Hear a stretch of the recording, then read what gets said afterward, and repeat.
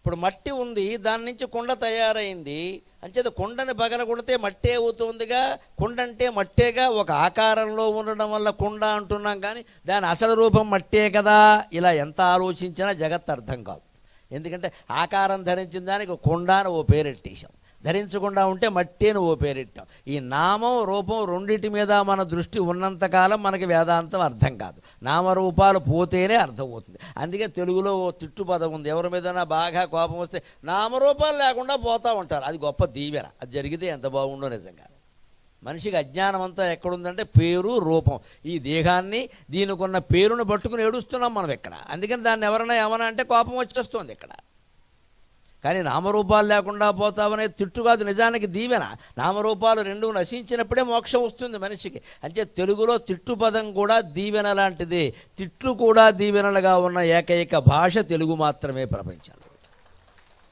తిట్లు కూడా దీవెనలు అవుతాయి. మరీ కోపం వస్తే ఏమంటారో తెలుసా, నిలువునా పాతేస్తానంటారు. నిలువునా ఎవరిని పాతారో తెలుసునండి, కంచి పరమాచార్యని అలాగే సమాధి చేశారమ్మ. ఏ పీఠాధిపతి మహాసన్యాసి మహాయోగి పరమపదించిన అలాగే సమాధి చేస్తారు. సద్గురు శివానందమూర్తి గారిని అలాగే సమాధి చేశారు. నిలువున కూర్చోబెట్టి పాతేస్తారు. అంచేత నిలువున పాతబడ్డం అనే యోగం ఒక సన్యాసికి మహాయోగికి కలిగే లక్షణం. నిలువున పాతేస్తామంటే అది దీవెన, తిట్టు కాదు. అది గొప్పాచారం. అది అడ్డంగా పాతినంతకాలం లేదా తగలబెట్టినంతకాలం ఏమవుతాడు, వీడు కోరికలు కూడా అలాగే ఉంటాయి. ఇంకా తగలబెట్టడం కొంచెం నయం. పాతి పెడతారు కొన్ని వర్గాల వారు. పాతి పెడితే ఏమవుతుంది, కుళ్ళిపోతూ ఉంటుంది అంతే. ఆ వాసనలన్నీ అలాగే ఉంటాయి. కనీసం దహనం చేసేస్తే ఆ వాసనలన్నీ అగ్నిలో కలిసిపోతాయి. అంతకంటే కూడా చాలా గొప్పది ఆ శరీరం. మహాయోగ శక్తి కలిగింది కాబట్టి దానిలో యోగశక్తులు ఎక్కడికి పోకుండా నిలువున పాతేస్తారు మహాసమాధి చెందిన పీఠాధిపతులు మహాయోగులు. ఎందుకో తెలుసా, ఆ ప్రాంతం మొత్తం వారి తపస్సు వ్యాపిస్తుంది. దాంట్లో రహస్యం అది. ఆ ప్రాంతం అంతా ప్రశాంతంగా ఉంటుంది.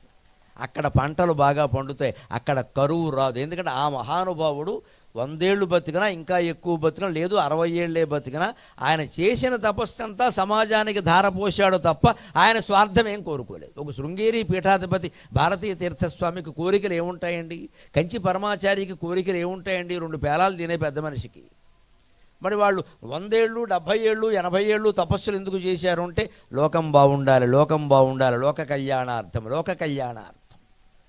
ఆ లోక కళ్యాణం కోసం చేసిన వాళ్ళ తపోమయ శరీరం ఉందే, దానికి ఆ శక్తి ఇంకా 100 ఏళ్ళు ఉంటుంది. అందుకని దాన్ని నిలువునా పాతిస్తారు. ఈ రకంగా తిట్టుకునే పదాలను కూడా మనం పరిశీలిస్తే అపూర్వమైన ఆధ్యాత్మికమైన అర్థం ఉంటుంది వాటిలో. తెలుగు భాష అంత గొప్పది. దాన్ని కాపాడుకోవలసిన అవసరం మన అందరి మీద ఉంది.